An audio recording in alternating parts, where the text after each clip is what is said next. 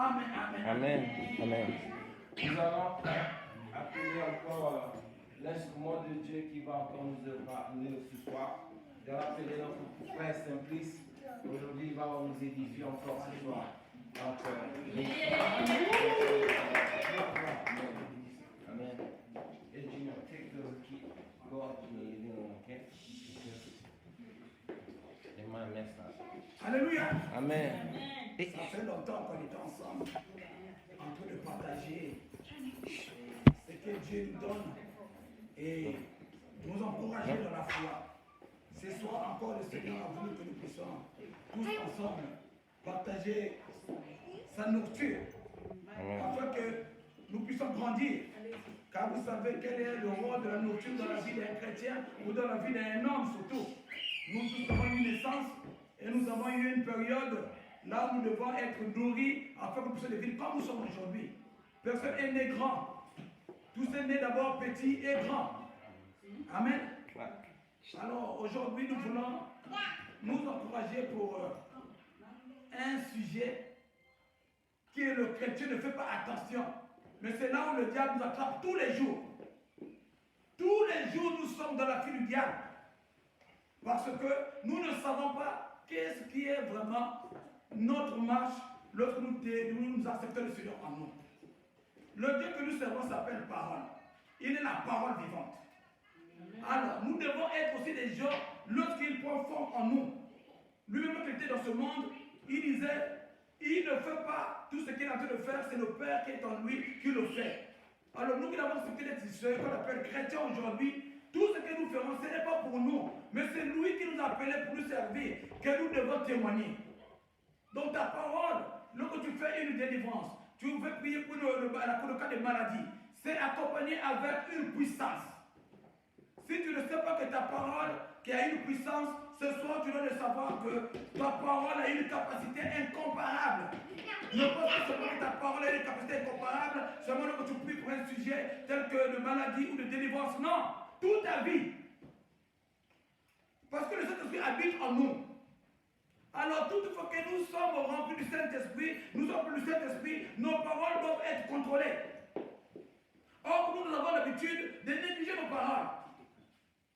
Nos paroles à la fois viennent parfois blesser, viennent encore parfois nourrir. On ne connaît pas ce que nous sommes. Or, nous sommes réellement un instrument qui doit communiquer la joie, la vie pour tout le monde. Et si seulement si nous pouvons garder la parole, comme le Seigneur nous demande de contrôler nos paroles, on doit être des sujets qui doivent faire des comptes avec le Seigneur. Voilà pourquoi ce soir nous voulons voir des serviteurs de Dieu, au moins exemple de 2 serviteurs de Dieu, que Dieu a vraiment révélé qu'est-ce que la parole doit faire dans la vie d'un chrétien. Qu'est-ce qui est le secret de la parole? Amen. Sans plus tarder, nous devons aller dans nos sujets. Notre sujet est intitulé La parole. La parole. Alors, nous sommes ici pour protéger la parole. Qu'est-ce qui est l'effet, l'efficacité de la parole dans la vie d'un chrétien? Qu'est-ce que la parole dans la vie d'un chrétien? On a déjà dit que Dieu c'est lui-même la parole.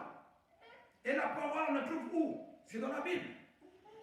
Si nous voulons être des hommes et femmes de prière qui doivent bousculer le camp de l'ennemi, mais nous devons être forts dans la parole de Dieu. Il faut lire la Bible afin que cette parole prenne forme en toi. Tu dois avoir dans tes sujets de prière, tu dois être fort dans la prière. Lorsque tu as un sujet que tu veux réellement combattre, tu vas te rappeler d'un fait, d'un serviteur de Dieu que tu avais utilisé puissamment. Parce que tu as la connaissance de la parole de Dieu. C'est pourquoi, dans la parole, nous pouvons lire qu'est-ce qu'est la parole pour un chrétien.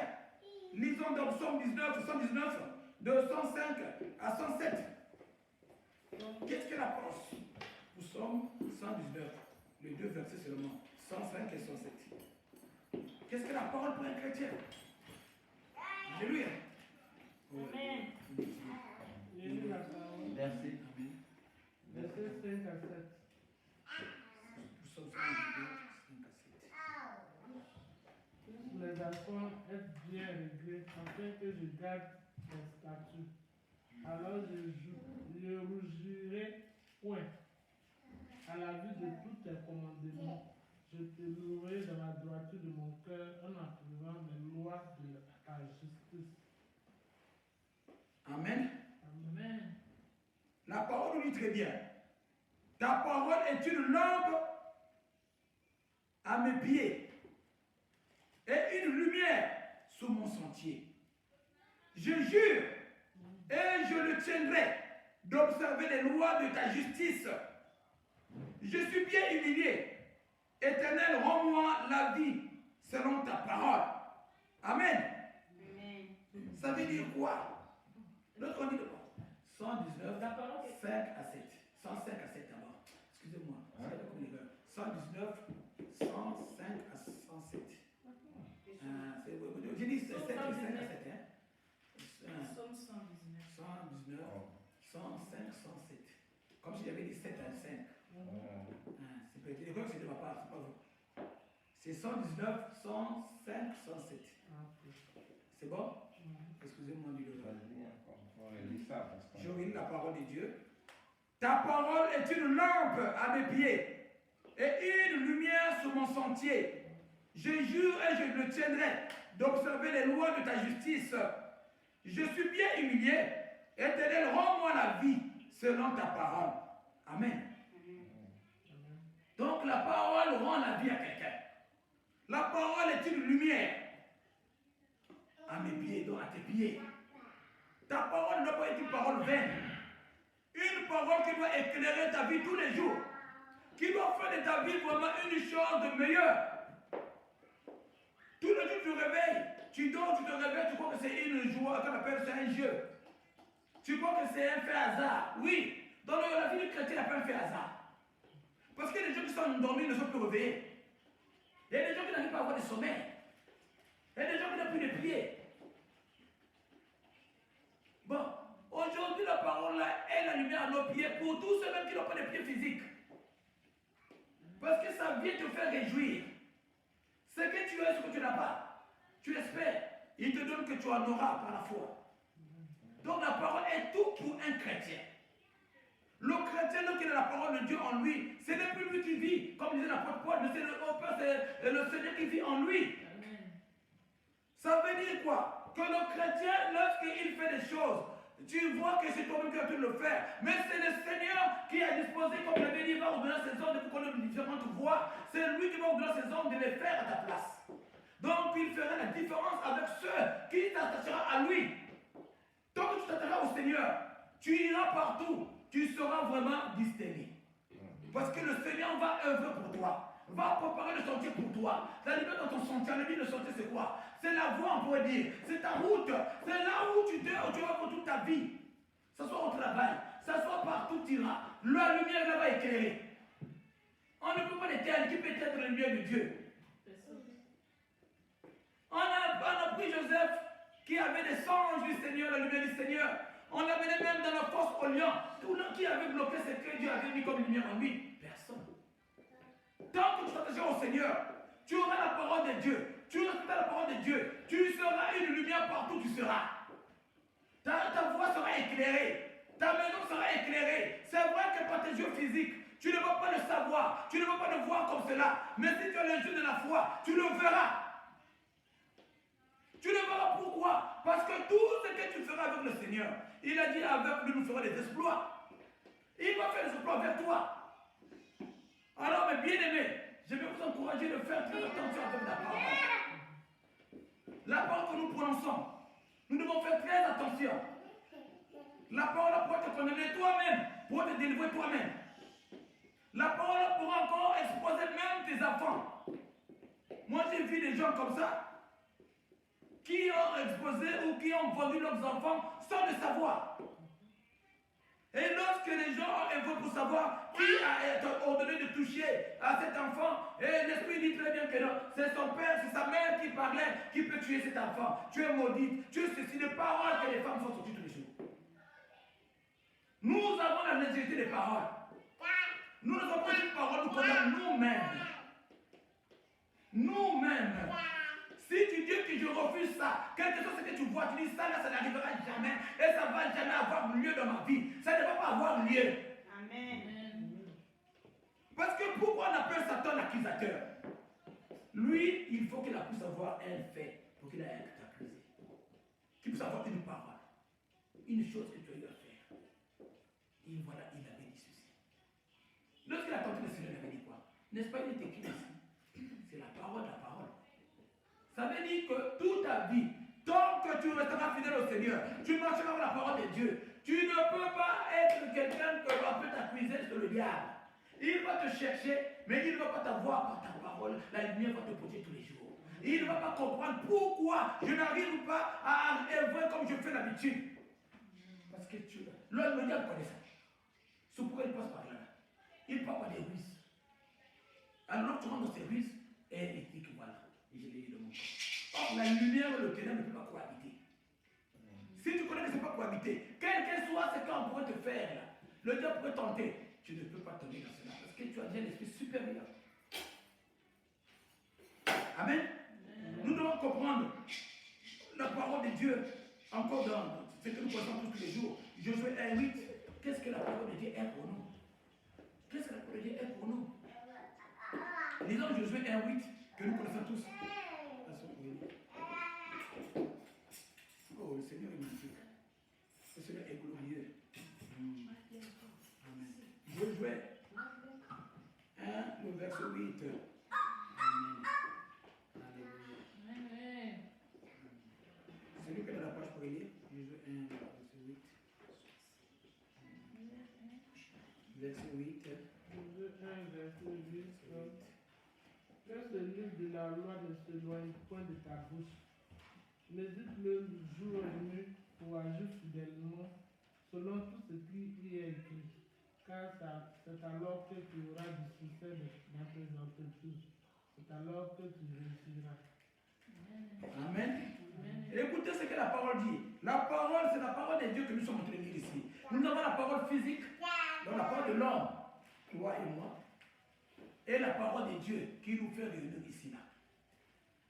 Alors, nous, vous et moi, qui avons accepté d'œuvrer pour le Seigneur, qui avons pris cette parole en nous, la parole la plus forte en nous, nous sommes devenus aujourd'hui, par l'intermédiaire de Jésus-Christ, les héritiers du Dieu vivant et les co-héritiers de Jésus-Christ et les co-héritiers de Jésus-Christ et l'héritier du Dieu vivant. Ce soir, nous devons savoir que cette parole, en nous, c'est un secret terrible. Parce qu'elle dit très bien que ce livre de la loi ne s'éloigne du point de ta bouche. C'est la bouche que nous parlons, c'est la parole. Médite-le jour et nuit pour agir fidèlement selon tout ce qui est écrit. Tout ce qui est écrit, c'est la parole que nous lisons ici. Car c'est alors que tu auras du succès dans tes entreprises. Chacun de nous ici peut dire qu'il travaille dans l'entreprise, tu auras du succès. On ne dit pas que tu auras la défaite, tu auras du succès. C'est un oui seulement. C'est ce que nous sommes. Tu auras du succès dans tes entreprises. Dans tout ce qui est entreprise, tout ce que tu entreprendras. Parce que l'entreprise vient du mot entreprendre. Tout ce que tu vas faire, tout ce que tu vas toucher sera béni. Si tu touches tes enfants, tu dois les bénir, tu dois les bénir. Tout ce que tu vas bénir sera béni. Si tu es fidèle à cette parole, tu la respectes.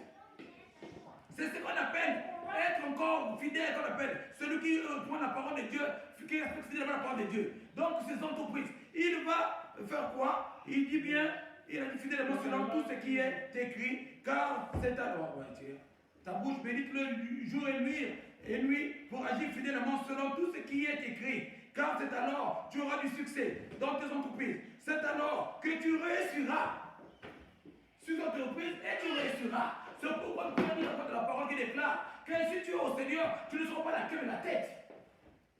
Parce que si tu as du succès dans ton entreprise et tu réussiras, ça veut dire quoi? Tu auras devant, tu auras du succès. Le succès, c'est quoi? Lorsqu'à l'école, on fait l'examen, tu as ce qu'on appelle, tu as du succès dans l'examen, tu as réussi dans l'examen, tu as gagné. Ceux qui dans le monde disent le succès dans la musique, dans le ballon ou quoi, lorsque tu fais du bien, c'est là que le succès. Le succès n'est pas là pour celui qui faillit ou qui ne gagne pas, mais c'est pour ceux qui gagnent. Si tu réussis, ça veut dire que tu as gagné. Tu seras la tête partout, tu seras si tu as la parole de Dieu. David pourrait dire en Psaume 23, même s'il peut marcher dans qu'on appelle la vallée de l'homme de la mort, il n'aura pas peur parce qu'il savait que sa roulette, son patron le soutenait. Il voit la parole de Dieu qui se rappelle qu'il est celui-là qui marche avec son Dieu. C'est la parole de Dieu qu'il a.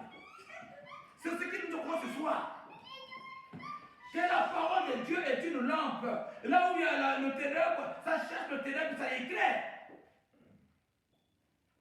Là où tu es seul, tu sais que tu es abattu, tu ne peux pas. Souviens-toi de la parole de Dieu. Si tu as ta Bible, prends ta Bible. Lis la Bible, tu vas mettre la réponse à ta situation. Parce que c'est une lumière. Le Seigneur nous voit tout partout, il est assis. Il sait que ma fille, mon fils a besoin de telle chose. Mais comment je peux lui parler? Si tu n'as pas un emploi de reproche pour lui, il va utiliser. Et la parole de Dieu peut te parler.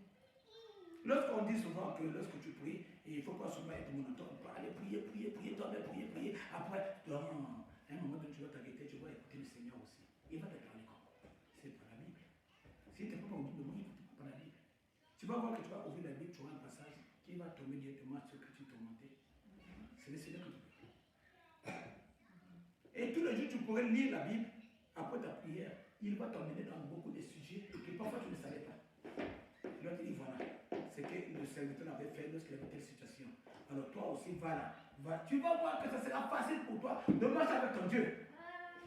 En tout cas, mes bien-aimés, nous devons nous encourager ce soir à savoir que la parole de Dieu est une puissance pour nous, est une autorité pour nous. Nous pouvons encore lire ce que la parole pourrait faire pour un chrétien. Oh, donc toujours, nous sommes 119 que nous sommes. Alors, nous sommes dans le verset 108 et 112. Lisons le psaume qu'on appelle notre sujet de base, 119, maintenant 108 et 112. Nous allons lire ce que le Seigneur nous encourage. Nous devons vraiment nous attacher au Seigneur, qu'on appelle le Seigneur. Nous devons faire confiance au Seigneur. Nous devons réellement nous atteler à lire la Bible. Même si ça ne marche pas, lis ta Bible. Le Seigneur connaît. Il connaît. Il a dit, il ne laisse pas son héritage. Il n'a jamais laissé son peuple. Il n'abandonne pas. Amen. Amen. Alléluia, il est merveilleux. Je pourrais lire Psaume 119, de 108 à 112. Agrée, ô Éternel, les sentiments que ma bouche exprime, et enseigne-moi tes lois. Ma vie est continuellement exposée, et je n'oublie point ta loi. Des méchants me tendent des pièges, et je ne m'égare pas loin de tes ordonnances. Tes préceptes sont pour toujours mon héritage, car ils sont la joie de mon cœur. J'incline mon cœur à pratiquer tes statuts, toujours jusqu'à la fin. Vous écoutez ce que David dit. Il a parlé même des méchants qui tendent des pièges.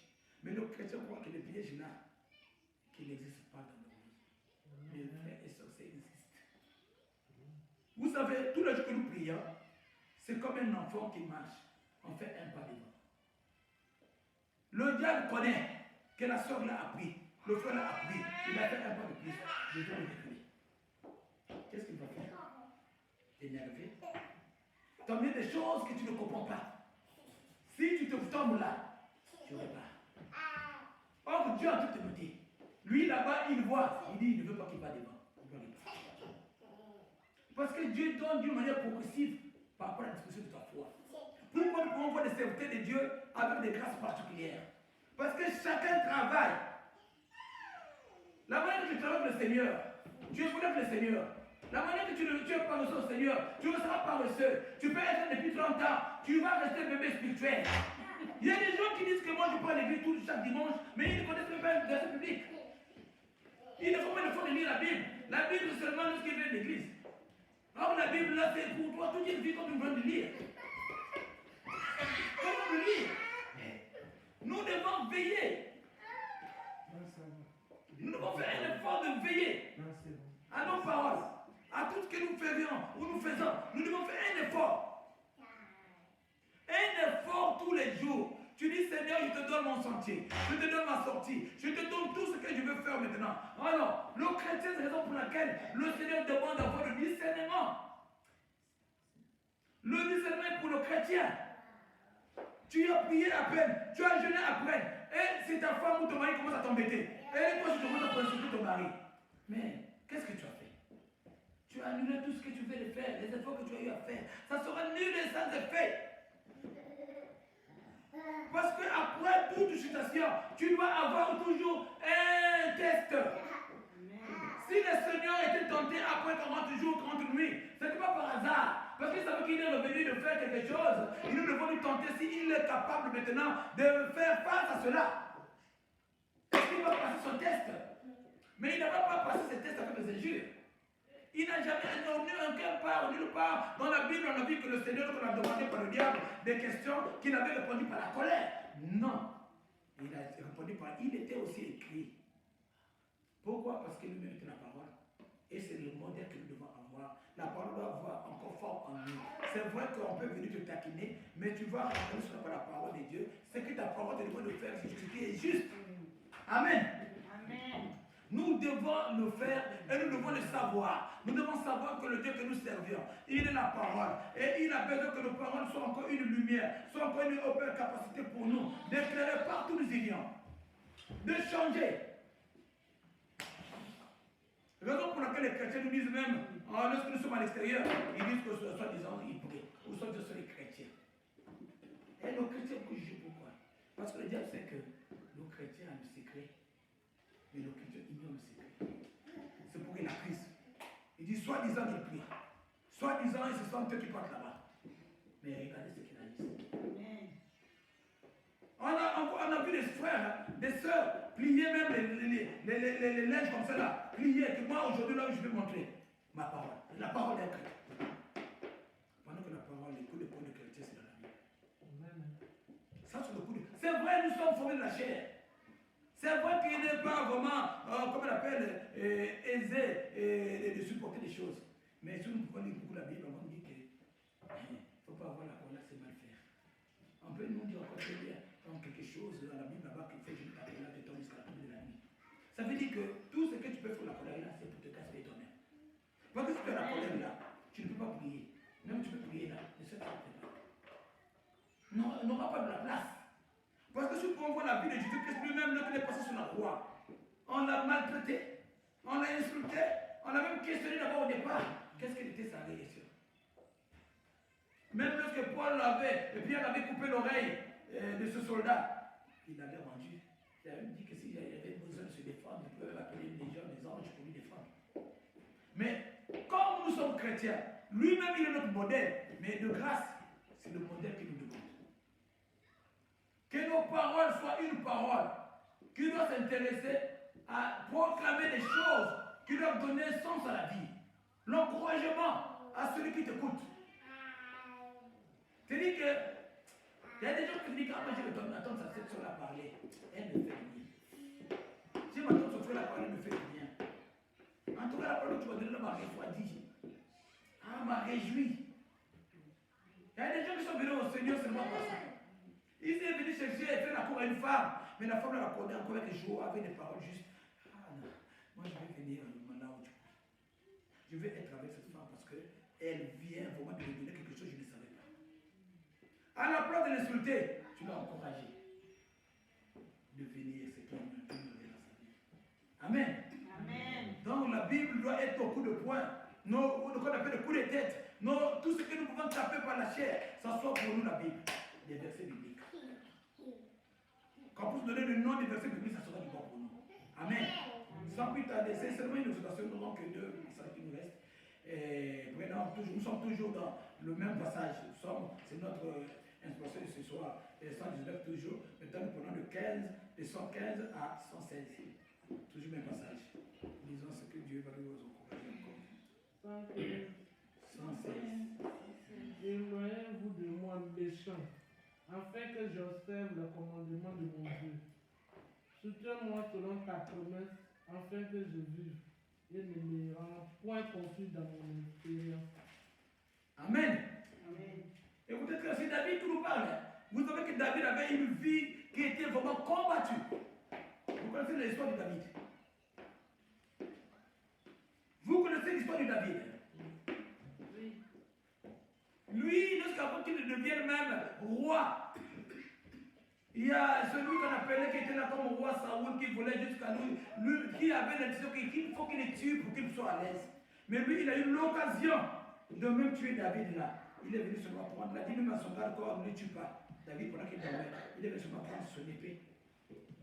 Il s'est réveillé. Pendant que David était venu là pour lui chercher, pour lui tuer. Mais lui, il avait vu David, Dieu l'a confondu. Le serviteur qui t'a dit, l'occasion, Dieu nous a donné, lorsque nous tuons David, et qu'on appelle ça une bonne fois pour que ça finisse. Il a dit non, non, non, on ne peut pas tuer. C'est Dieu qui l'avait placé là, on va seulement prendre l'épée. Et il a reculé le matin, il a crié, il a appelé sa route, il voulait faire du mal. Il a dit voilà, si je voulais te faire du mal, je vais te tuer la nuit. Ton garde, comme ton chef de l'armée ne t'a pas protégé. Voilà. Moi que tu cherches, j'ai tout l'épée, quel exemple? Ça, on a tremblé. Mais lui qui nous apporte du jardin, il dit, comme la Bible déclare, je combattais pour vous comme le silence. Il a dit dans sa parole quoi?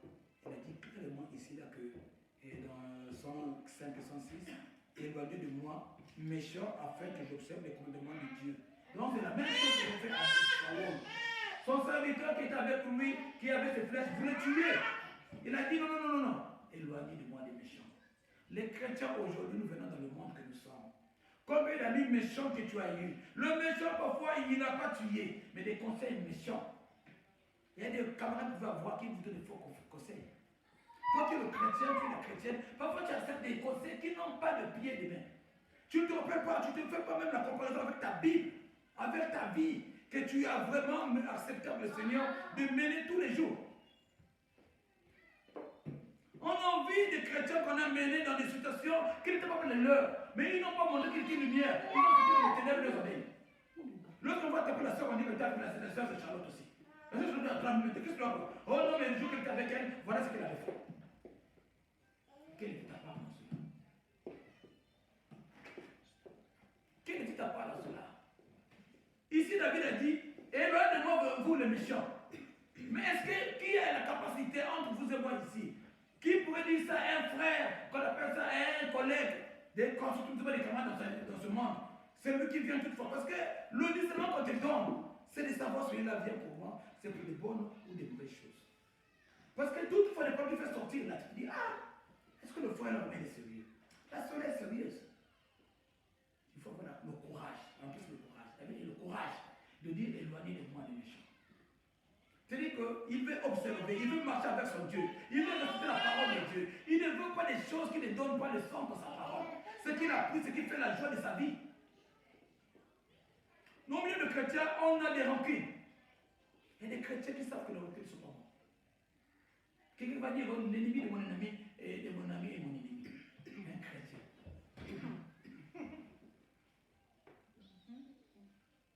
Tu vas être ennemi avec lui, qu'est-ce que tu vas ajouter dans sa vie?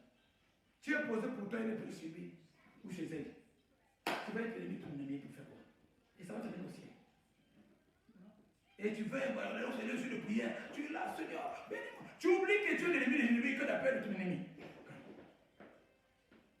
Cherche d'abord à couper cela, cette alliance-là, l'ennemi de ton ennemi, de pourquoi est mon ennemi. Élève ça. Parce que la Bible dit toujours, si tu veux prier contre la face du Seigneur, libère-toi de tout ce qui n'ont pas le nom du Seigneur, qui bloque tes prières, les péchés, les crimes, tout ce qui nous bloque. Supporte. Quand tu insultes, supporte. Quand tu calmes, supporte.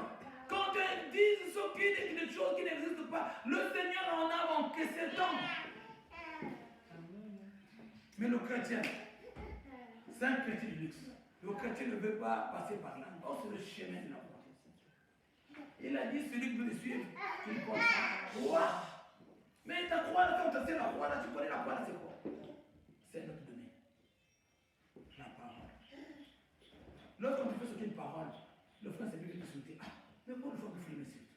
Oh, la soeur a dit ceci. Ah, mais pourquoi la soeur a dit ça? Parfois, elle aussi, elle est confondue. Elle ne sait pas ce qui se passe. Mais il faut savoir d'abord qu'est-ce qui s'est passé avant tout cela. Est-ce que c'est lui qui est en train de vous rapporter aussi? Il ne faut pas mettre de l'huile ou le feu au milieu. On ne connaît pas. Seul Dieu connaît. Alors, le chrétien te donne quoi? Nous disait non. Tu vas savoir. Ah, moi je vais voir la source aussi quand même. Mais comment je vais la parler? Je sais que la source aussi, donc elle est chaude. Si je peux m'approcher comme ça, elle ne va pas me lancer. Il faut chercher toi-même. Dieu soeur pour vous demander ça. Il ne faut pas venir avec le feu, tu es chaud, tu dis, le jour où je vais voir la soeur là, je vais sauter sur elle. Qu'est-ce que tu vas appliquer comme gain pour le domaine du Seigneur, pour ta marche spirituelle? Contrôle-toi toi-même, contrôle ta parole. Si ce n'est pas heureux quand tu as accusé, si ce n'est pas heureux quand tu as insulté, c'est Seigneur, gloire à Dieu. Aide mon frère, ma soeur, quand reste le feu, la chaleur, la lumière que tu as donnée là. On veut marcher dans cette lumière. On veut faire ta volonté davantage. Aide-nous. C'est parce que nous-mêmes ne pouvons pas. Personne ne peut dire moi là. Non. C'est le Saint-Esprit qui nous aide. Et le Saint-Esprit est vrai et réel. Dans n'importe quelle situation, si tu peux l'inviter en toi, il va descendre, il va œuvrer. Ce n'est pas seulement la Bible que nous lisons. Ce que nous lisons là, tout ce qu'on nous a dit là, si tu les appliques, tu vas voir que c'est vrai. C'est vrai. Pourquoi David pouvait dire que ton bâton et ta roulette me rassurent? Il ne voyait pas ça. Mais ce n'est pas les yeux de la foi, il avait l'assurance que c'est réel ce que j'ai. C'est ça. Pour qu'un chrétien puisse marcher, tu n'as rien sur toi, mais tu as de l'assurance. Il a dit qu'il va donner ses anges. Il sait que les anges sont là. Il a dit qu'il va encore libérer davantage dans le chantier. Maintenant, paix là. Tu vas prospérer, tu iras. Amen. Partout on va fermer, tu vas faire ouvrir ça. Il va ouvrir, même pas toi. Tu vas réussir dans tes entreprises. C'est ce que la parole de Dieu dit dans 1:8. Dieu est qu'on appelle Jésus. Le chrétien n'est pas un malheureux. Nous sommes malheureux parce que nous ne savons pas notre identité ou c'est qu'on a encore beaucoup de choses précieuses en nous. Parce que le Dieu que nous servons, c'est le Dieu qui détient toutes les clés. Qui va fermer les clés ou la maison d'un chrétien? Personne.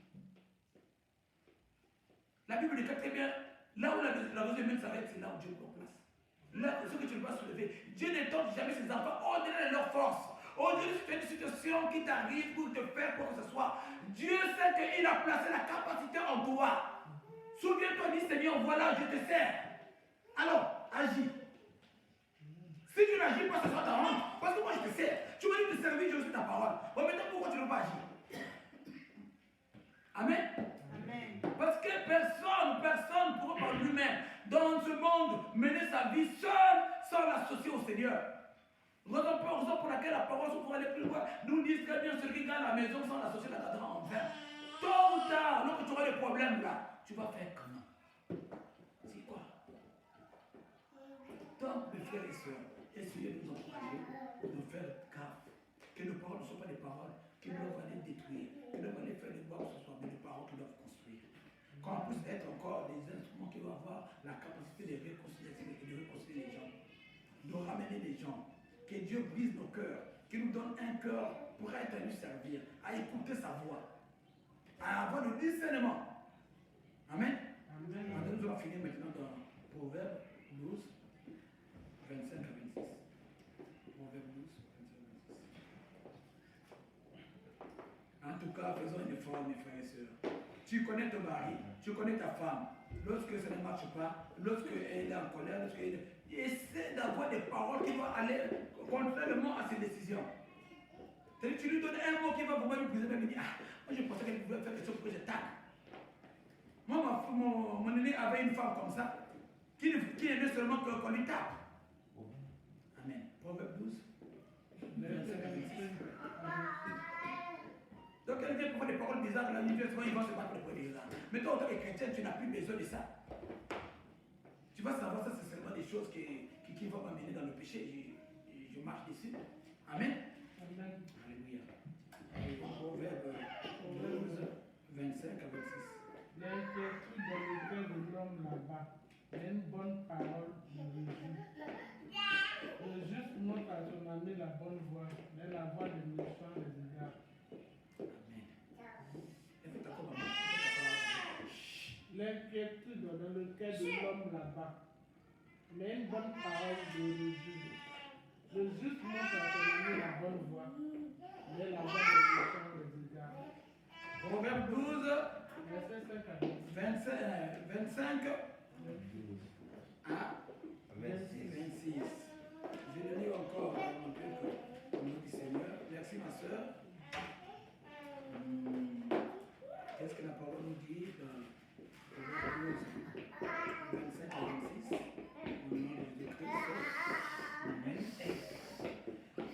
L'inquiétude dans le cœur de l'homme là-bas, mais une bonne parole le réjouit.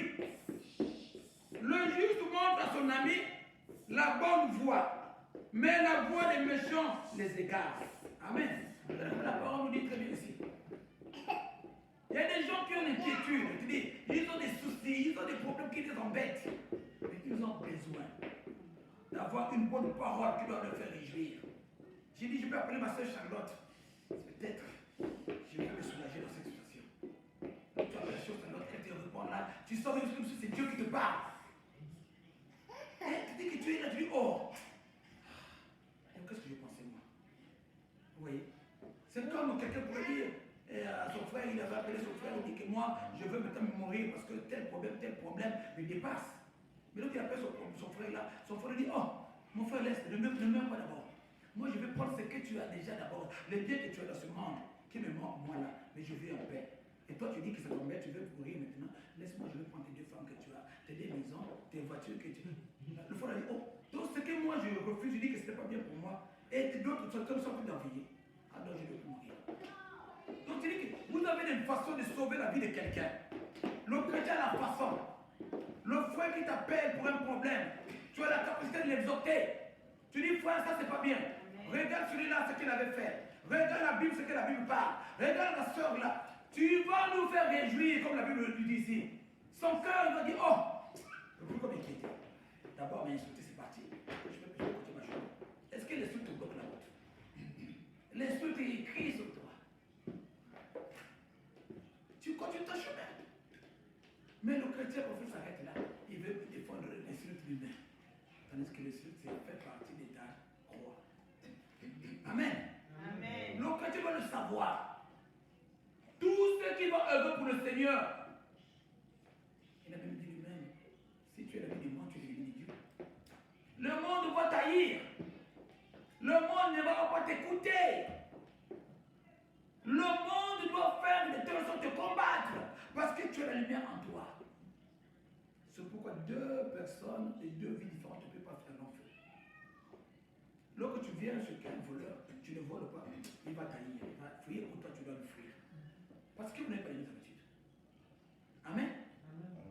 Donc c'est ça la parole vient de nous dire ici. Il a bien dit que nous pouvons faire réjouir le cœur de celui qui est abattu. Là-bas, là, donc abattu. Mais maintenant, l'essentiel, c'est-à-dire que le méchant, tout ce qu'il fait, bloque lui-même. Parce que lui, il voit le présent, il ne voit jamais le futur. Il dit que moi, là, c'est aujourd'hui, là, c'est moi qui ai tout. Mais il ne sait pas demain ce qui sera. Qui sera son sauveur? Qui sera celui qui va demander l'eau à boire? Qui ses enfants vont demander l'eau à boire? Sa famille.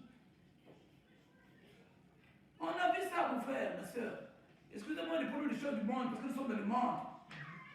Moi, j'ai eu même dans le temps de l'école, dans les clubs de séjour ou quoi, on avait un ami qui avait eu des problèmes avec un professeur pour une fille.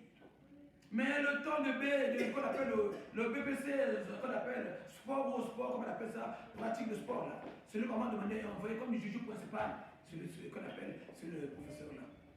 Lorsque le frère là voit le professeur, il dit, ah, moi c'est fini. Il laisse pour lui tout. Donc tout ce qu'il avait fait avant là, lui a rattrapé lui-même. Parfois que le monsieur n'avait pas encore l'idée là, mais lui-même s'est accusé lui-même. Il a fui. Mort, le chrétien doit savoir que ce n'est pas lui qui vit, mais c'est Dieu qui vit en lui. Il doit éviter de tout ce qui est comme rancune, de tout ce qui est comme blocage, de tout ce qui est comme... Mais bien aimé, tant que tu vas pratiquer cela, tu verras que tu peux aller partout là où tu n'as pas de famille, tu auras une famille. Là où tu n'auras pas de parents, tu auras un parent. Parce qu'on le dit toujours, si tu sèmes du bien, tu vas récolter le bien. Le bien ne périt pas. La prière ne pourrit pas. Partout tu iras.